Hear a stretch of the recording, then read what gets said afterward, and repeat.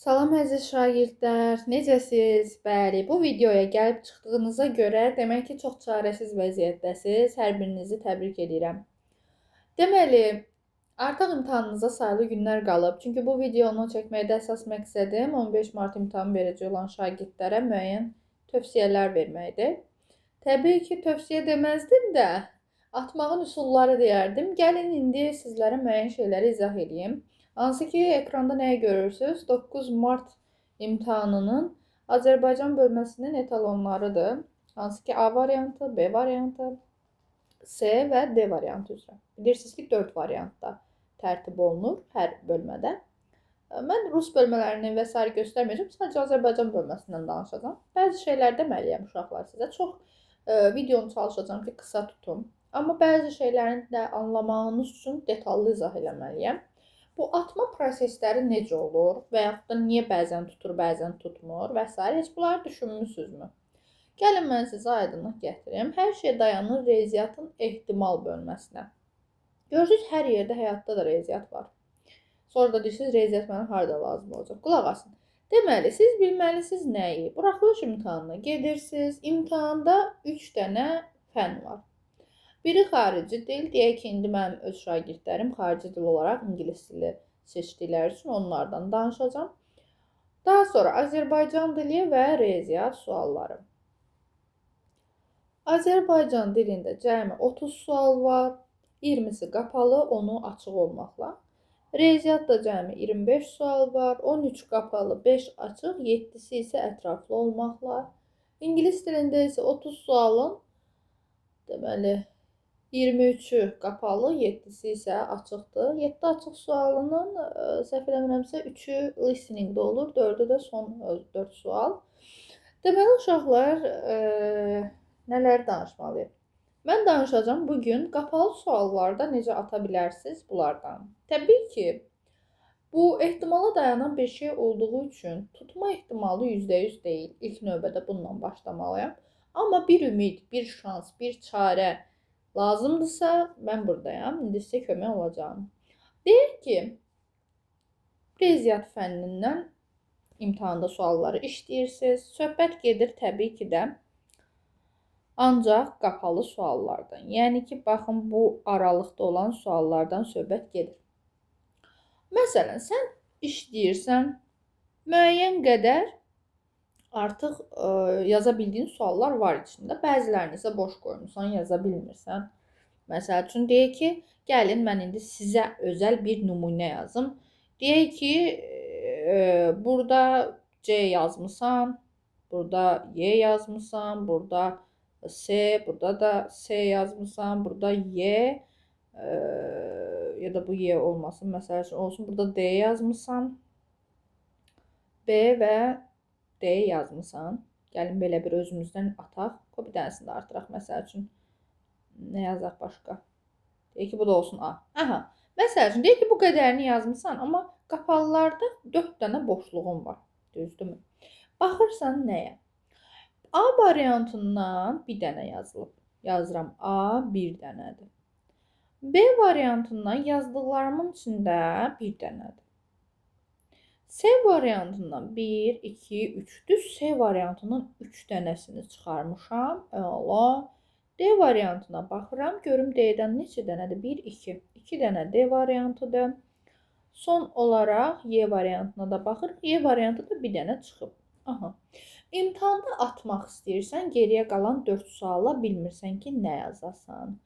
Məsləhətim nə olar? Birincisi, təbii ki də, əgər keçdiyin, az da olsa xəbərinin olduğu, məlumatın olduğu bir mövzudursa həmin o 4 suallar, çalışın ki, özünüz müəyyən məntiqə əsasən yazmağa çalışın. Əgər içindən bir səs, həmin o 4 sualın hər hansısa birində cavab filandır deyirsə, içindən qəlbinin səsini dinlə. Birinci onu məsləhət görürəm. Çünki atmaq şans işidir, amma qəlbinin səsi səni adətən doğru yola aparır. Ola bilər ki, sən hiss edirsən ki, baxmayaraq ki, o sual haqqında heç bir məlumatın yoxdur. Keçdiyin mövzu deyil, hər şey ola bilər də. Yəni bilmirsən, xəbərin yoxdur, düzdürmü? Yenə də sən o qapalı sual ata bilərsən. Və əgər elə də bacarmırsansa, tamamilə sıfır ideyadasansa, heç bir fikrin yoxdursa, nə atım deyə bilmirsənsə, onda həmin 4 sualın 4-ünə də eyni variant atmalısan. Bu artıq son çarədir uşaqlar. Eyni variant atmalısan, amma hansı variantı? Bunun üçün bu şkalanı çıxarmaq mütləqdir. Sən artıq baxırsan ki, riyaziyyatda qapalı suallarında daha çox C hərfi iştirak edib. Demək, mən növbəti 4 dənəyə C yaza bilmərəm. Eyni zamanda D-də 2 dənə çıxır.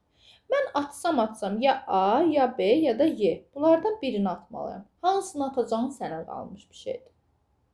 Hansını atacağın sənə qalmış bir şeydir. Əgər görürsən ki, üçü də hardasa riyaziyyat üçün eyni məna kəsb edir də. Üçündən biri tutacaq. Məsəl üçün, yox, əgər risk eləmək istəmirsənsə, hamısına A atmaq istəmirsənsə, ya da hamısına B, hamısına Y atmaq istəmirsənsə, bölüşdür. O artıq sənin ürəyinin səsi orada nə deyirsən, ona qalmış bir şeydir.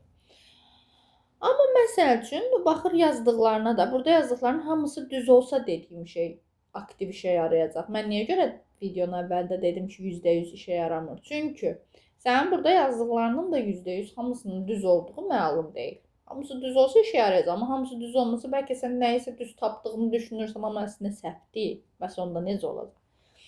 Və yaxud da elə ola bilər ki, məsəl üçün, indi burada şkalalar biraz dəyişim özümdən. Deyək ki, elə oldu ki, ən az çıxan, məsəl üçün, B variantıdır. B variantından bir dənə çıxıb. Qalanlarından 2 dənə çıxıb, nə bilim, birindən 3 dənə çıxıb. İndi bunların cəmi nə edir? 5, 8, burada gəl belə eləyək. Bunu 3 eləyək. Olsun nə? 9, burada yazaq 4. Düzdürmü? Yəqin ki, düzdür. Deməli, cəmi 13 dənə elədi. Baxırsan ki, ən az çıxan B-dir. Konkret burada artıq bircə dənə variantdır da B-dir. Konkret budur. Hamısına B ata bilərsin. At getsin. Hayırlısıyla inşallah ki, tutacaq və yaxşı da olacaq vəziyyət. Tutanda da 4-ü də tutmur ha uşaqlar. Yəni tutsa da maksimum zaten burada neçəsi tuta bilər? 3-ü tuta bilər maksimum. Niyə 3-ü? Onu da izah edeyim sizə.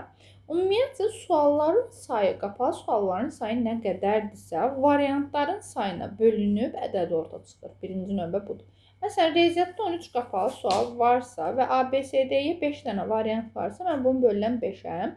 Bilirəm ki, təxmini buradan çıxır 2 tam neçə? 2 tam 6-da, düzdürmü? Yəni ki, burada görürsən 2. Həmişə yadda saxla, ədədi ortadan bir vahid artıq və 2 vahid əskik ola bilər. Yəni ki, məsələn, ola bilər ki, səndə sualların sayı 2-dən böyük 3 ola bilər, 2-dən kiçik 1 dənə də ola bilər. Məsəl üçün, ona görə mən B-yə 1 yazdım. Və yaxud da bir vahid böyük də ola bilər. Məsələn, gəlin danışaq Azərbaycan dilindən. Bunu Azərbaycan dilində daha rahat başa düşəcəksiniz. Azərbaycan dilində 20 qapalı sual var. 5 varianta böləndə ortalama hər variant 4 düşür. Amma bu demək deyil ki, hər variantdan 4 dənə olacaq. Məsələn, baxın, burada mən göstərmişəm. A-dan 4 dənə çıxıb, B-dən 5 dənə, C-dən 4 dənə, D-dən 3 dənə, Y-dən də 4 dənə çıxıb. Cəmləyəndə 20 dənə eləyir. Və siz özünüz də görürsünüz ki, burada 4-lər var olmağına. 4-lər zaten olması gərəkəndir. Necə deyim, tam ədəd orta. Amma 3 və 5 də var. Yəni 4-dən 1 vahid artıq, bu da 4-dən 1 vahid aşağı. Və yaxud da bu birisinə baxın, fikir verin. Cəmi bizə 13-ü verir. Yəni riyaziyyat şkalasından söhbət gedir. Təxmini biz 13-ü 4-ə böləndə, daha doğrusu 13-ü 5-ə böləndə 2.6 aldıq axı və dedik ki, ona görə də təxmini hər variantdan 2 dənə və ya 3 dənə ola bilər. 2-3. Amma 4 də ola bilər. Yəni bir vahid artıq da ola bilər yuvarlaqlaşdırmadan sonra. Məsəl üçün, gəlin bu bir şkalaya baxaq. Fikir verin. 5, 5. 2 dənə 5 var. Sonra 4 var, bir də 3-lər var. Biz böləndə dedik ki, 20-ni variantların sayına böləndə 4 eləyir. Ortalaması 4-dür. Amma fikir verin, 5-lər də ola bilir. Bir vahid böyüklər və bir vahid kiçiklər də ola bilir. Eyni zamanda yuvarlaqlaşdırıb bir vahid böyüyündə yaza bilirsiniz. Çünki hər dəfə tam şəkildə bölünmür. İndi sizə başqa bir şey daha göstərim. Xarici dillə bağlı. Baxın uşaqlar, burada ingilis dilini açmışam. A və B variantlarına baxın. Deməli, ümumiyyətcə 23 qapalı 7 açıq sualımız var. 23 qapalını mən 5-ə bölsəm, buradan bilirəm ki, 4 onda 6 çıxacaq. Düzdürmü? 4 onda 6 nə deməkdir? Yəni, səndə hər variantdan 4 və 4-dən böyüklər, 4 və 4-dən kiçiklər də ola bilər. Yəni, bir vahid kiçik böyük. Məsəl üçün 4-dürsə, sualların sayı bu yuvarlaşdan ümumiyyətcə 5 eləmir. 4 ola bilər sualının sayı hər variantdan 5 ola bilər, 6 ola bilər və yaxud da ondan daha aşağı da ola bilər. 4 özü 4-dən kiçik 3 ola bilər. Burada da görürsünüz zaten. Baxın.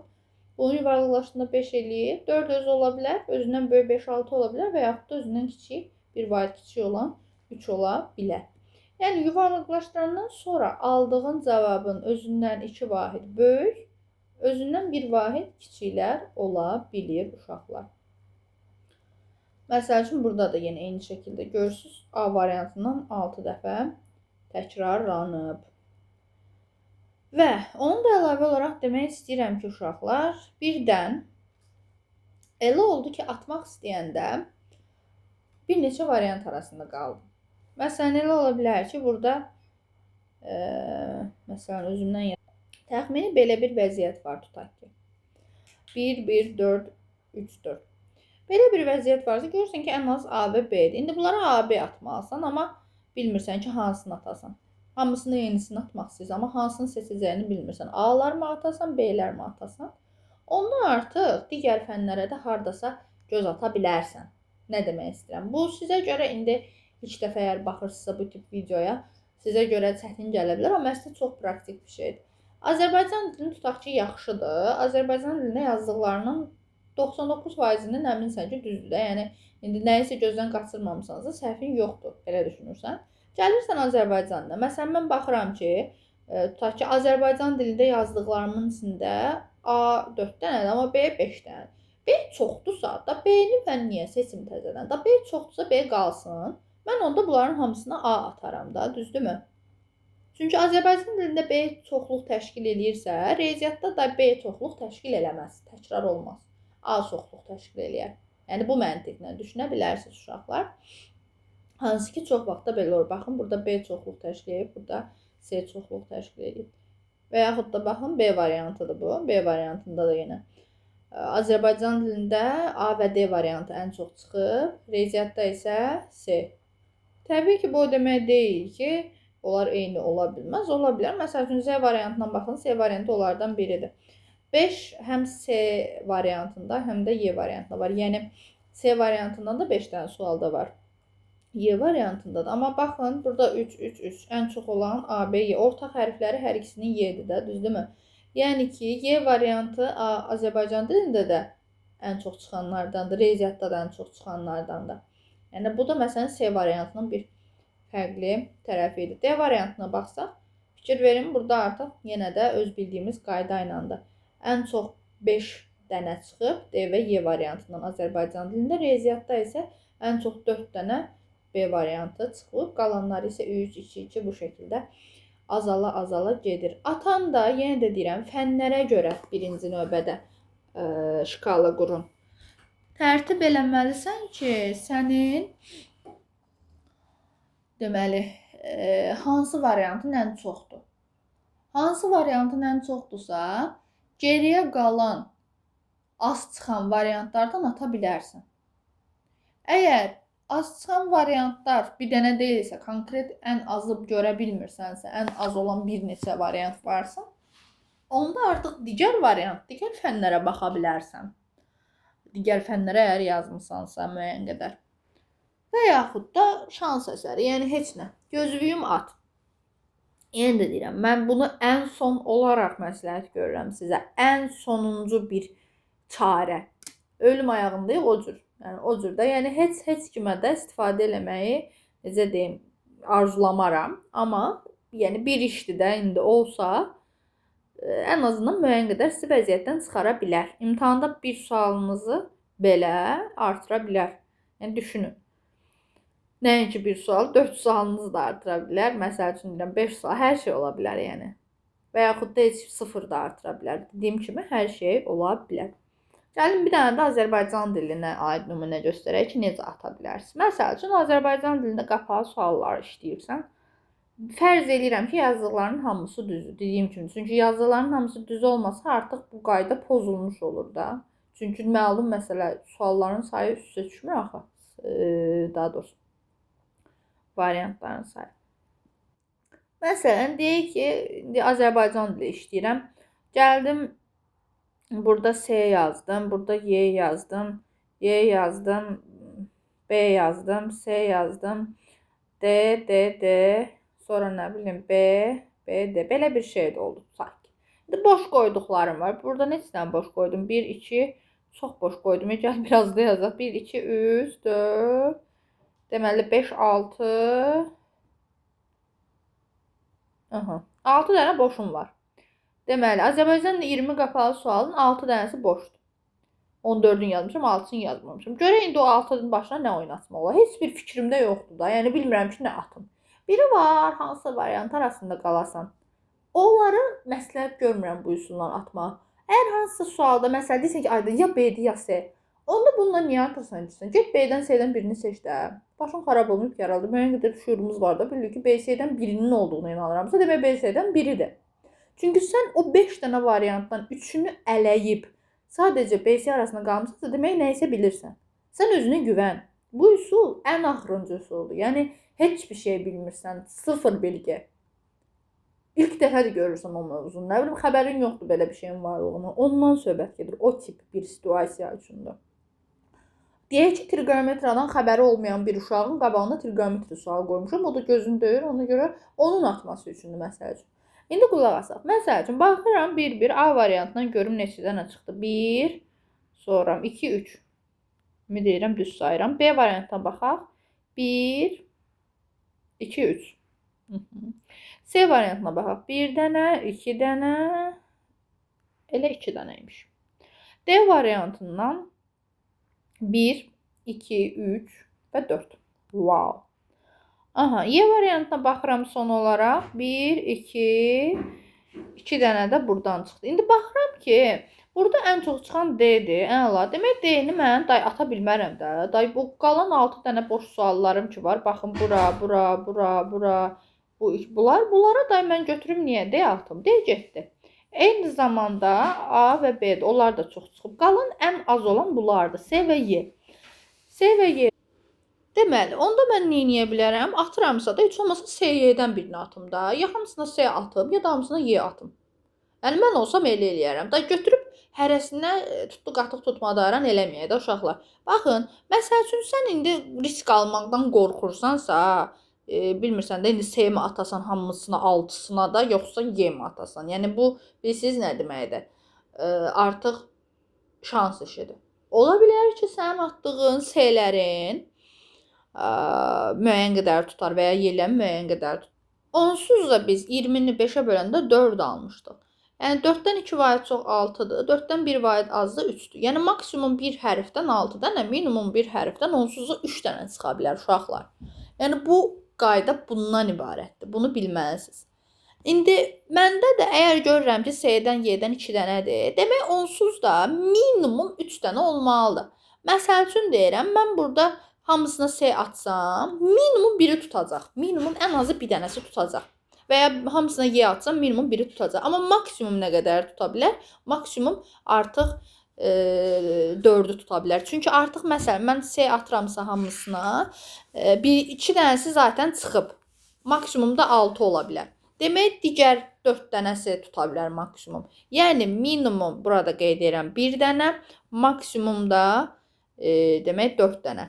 1 ilə 4 arasında 1, 2, 3, 4. Yəni hər hansısa biri ola biləcək. O artıq təbii ki, şans ehtimal işidir ki, hansı olması təbii ki, o sonranın işidir. Və C və Y variantlarının arasında da qərarsız qalırsanız da təkrar vurğulamaq istəyirəm.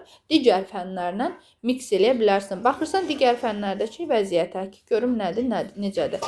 Məsəl üçün riyaziyyata baxır. Mən baxıram ki, məsəl üçün deyək ki, riyaziyyatda indi bu vəziyyət üçün danışmıram, amma ümumən kitabçamda olacaq vəziyyət üçün danışıram. Necə ki, bunu nümunə olaraq çəkdim, bunu nümunə olaraq çəkdik. Baxacağım ki, riyaziyyatımda görəcəm ki, C daha çox çıxıb Y-dən. C ilə Y-ni müqayisə eləyəcəm də, artıq digər bütün hərflər düzəsi deyiləm ki. Mən C ilə Y arasında qalmışamsa, C ilə Y-yə baxacağım riyaziyyatda. Çünki Azərbaycan dilinə qərarsızam C və yaxud da Y atacağımdan bağlı. Baxıram ki, məsələn, riyaziyyatda tutaq ki, C-dən 4 dənə çıxıb, Y-dən məsələn 3 dənə çıxıb, düzdürmü? Təbii ki, görəcəm ki, C burada çoxluq təşkil edirsə, gəl mən Y-ni atım. Azərbaycanı götürəcəm, Y atacağım. Hamısına, burada hamısına. Hamısını daha şey eləməyin. Məsəl üçün birdən imtahanda belə eləyərsiniz, fikirləşərsiniz ki, hamısını atıb riskə girmirsən, riskə girmirsən. Orada əksinə var ola biləcək ehtimalı ortaya çıxarırsan. Yəni əslində bu eləyəcəyin şey hamısını yerə atmaq ən məntiqli qərardır. Birdən səhv eləyərsən, nə eləyərsən? Deyərsən ki, nə bilim A, B, C, nə bilim, sonra təkrar A, B, C və yaxud da A, B, C deyib götürüb belə öz başınıza müəyyən random ardıcıllıq qurarsınız və yaxud da nə bilim hərəsindən başqa şeylər atmağa çalışarsınız. Artıq sənin ehtimalını bilirsən nə qədər aşağı salır. Məsələn, sən bu B-yə bilirsən ki, onsuz da bu şkalanı qurmasan, bilirsən ki, əlində 5 dənə variant var A, B, C, D-yə. Sən buna atdığın, tutaq ki, deyirəm, A variantının doğru olma ehtimalı artıq olur 5də 1. Çünki 5 dənə variantdan birini atmısan da, A-nın doğru olma ehtimalı 5də 1-dir. Yəni faizə də vursaq, faizlə deyəsə olsa 20%. Yəni artıq sənin yazacağın bir sualın doğru olma ehtimalı 20%-dir. İndi gəl də orada doğru olar ya yox. Təbii ki, 20%-lə də kimsə riskə atmaq istəməz. Amma sənin məsələn, deyək ki, o 6 dənə boşluqdakı sualların hamısına Y variantı yazmağının ehtimalı artıq olur 50%. Çünki zaten əlində C və Y variantları var idi. Yəni bunların doğru olma ehtimalı daha çox olmuş olur. Mən indi Azərbaycan dilindən nümunə göstərirəm deyə sən bilirsən ki, Azərbaycan dilində bir hərfdən minimum 3 dənə çıxa bilər, maksimum 6 dənə çıxa bilər. C ilə Y-də isə 2-dir. Yəni 2 ola bilməz axı. Demək ki, ən azından minimum bunların ikisi də minimum, ikisi də 3-ə gəlməlidir. Ona görə də boşluqların 6 dənə boşluğun ən azı hərəsindən bir dənəsi C ilə Y-dir. Məsəl üçün deyirəm ki, biri C-dir, biri Y. Məsələn deyirəm. Ən azı biri hərəsindən. İndi qalanları da ki, artıq belə. Yəni sən hansıları atmağından asılı olmadan çalış eynisini at, eyni hərfi at və qərarsız qalanda digər fəndən kömək elə.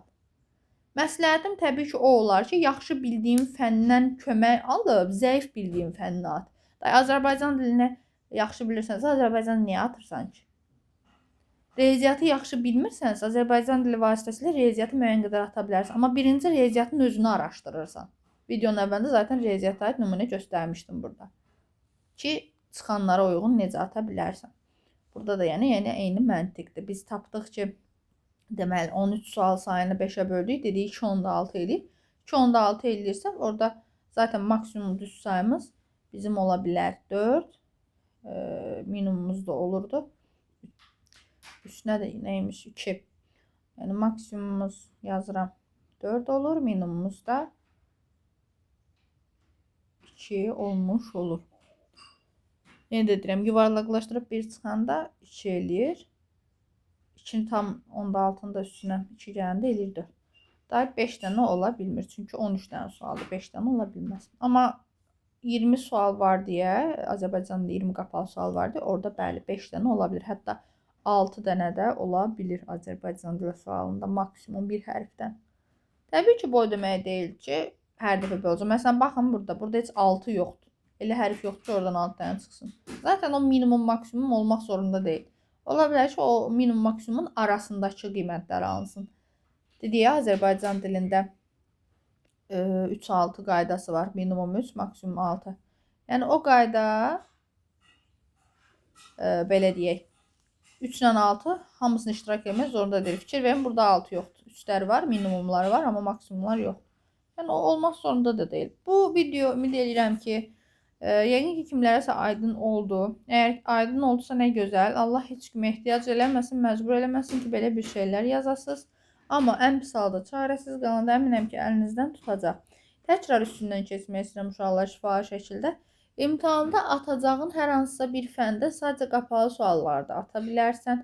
Bunun üçün həmin fəndə yazdığın digər variantlara baxırsan. Təbii ki, əgər düz olduğuna inanırsansa. Baxırsan o variantlara, görürsən ki, hansı hərflər çoxluq təşkil edir, hansı hərflər azlıq təşkil edir. Azlıq olan hərflərə baxırsan və düşünürsən ki, demək yerdə qalan boşluqlara da həmin az sayda olan hərflərdən biridir. Bəs hanısını atmalısan, hansını seçim deyə qərarsızsansa, baxa bilərsən digər fənlərinə. Məsələn, Azərbaycan dilinə, ingilis dilinə. Mən ingilisini çox da bura qatmadım. Yəni təbii ki, o sənin biləcəyin işdir. Ola bilər ki, sənin ingilis dilin çox yaxşıdır, ingilis dillə müqayisə eləmək istəyirsən. Çalışın təbii ki də zəif bildiyinizlə ən yaxşı bildiyinizlə müqayisə eləyin. Beləliklə ehtimalı daha da artırmış olursan. Ən azından savadsızca atmaq yerinə bu üsulla atmaq sənin suallarının düz olma ehtimalını daha da artırır. Ona görə də atırsınızsa da bu üsulla atın ya da yəni öz bildiyiniz kimi. Yəni mən kimsən bu üsula məcbur eləmirəm, amma nisbətən bu üsulla atanlar daha savadlı olur. Mən öz adıma da deyim ki, məsəl üçün mən sabah qruplarına qəbul imtahanı verəndə ingilis dilindən olan 50 sual ki var. 50 sualın deməli nə qədər sual var idi orada? Səhv bilmirəmsə 50 məntiq, 50 ingilis dili idi də. 50 ingilis dili sualının hamısına A atmışdım. Hamısına da. Heç birisini bir dəfə də olsa oxumamışdım. Yəni sualların çətin olmasına görə falan deyil. Vaxt çatdıra bilmədiyim səbəbindən. Ancaq məntiq işləmişdim. İngilisin hamısını atmışdım. Və 9 dənə cavab düz çıxmışdı. Bunun səbəbi nədir? 50 sual var, 5 dənə də variant. Böləndə 10 eləyir. Sən də bilməlisən ki, bu 10-dan 2 vahid artıq, yəni 12 ola bilər maksimum. Bir də 10-dan 1 vahid az, 9 ola bilər minimum. Yəni minimum 9, maksimum 12. Mənim bəxtim orada gətirməmişdi ki, yəni mənə minimum olan hərf düşmüşdü. Sən demə minimum sayda olan hərf A variantıymış. Mən A atmışdım. Hələ də yadımdan çıxmır və yəni çox da tuttura bilməmişdim. Çünki 9, 10, 11, 12. Yəni mən 9-u tutturmuşdum da. Amma məsəl üçün ola bilər ki, elə hərf olsun ki, orada 12 dənəsi çıxsın. Məsələn, atıram da, deyək ki, C yazsam, C atsam hamısına C-dən 12 dənə çıxıb tutaq ki, ola bilər. Və yaxud heç 12 çıxmaya da bilər. Maksimum deyə o demək deyil, mütləq 12 çıxmalıdır. Elə ola bilər ki, bəlkə ancaq 9-lardan, 10-lardan ibarət olacaq, 11-lərdən ibarət heç 12 olmayacaq orada. Hər şey ola bilər. Yəni əsas odur ki, bilin ki, minimum 9 orada olmalıdır. Və onsuz da orada əsas yəni mahiyyət bilirsiniz nə idi? Sualların hamısının qapalı olması xoşbəxtlik idi də. Yəni hara gedirsən get 9 dənəsi onsuz tutacaq. Hansı hərfi atırsan at, ən azı 9-u tutacaqdı. Hamısı qapalı idi. İndi sizdə amma hamısı qapalı olmadığı üçün hər fəndən müəyyən qədər köməklik eləmək olur da. Azərbaycan dilindən 20 dənə, riyaziyyatdan 13, İngilisindən də 23 dənə. Yəni bu şəkildə olur. Ümid edirəm bu video hər kəsə aydın oldu. Yenə də nə ilənsə bağlı sualınız varsa şərh bölməsində və yaxud da mənlə WhatsApp-da əlaqə saxlayaraq bildirə bilərsiniz. Hələlik.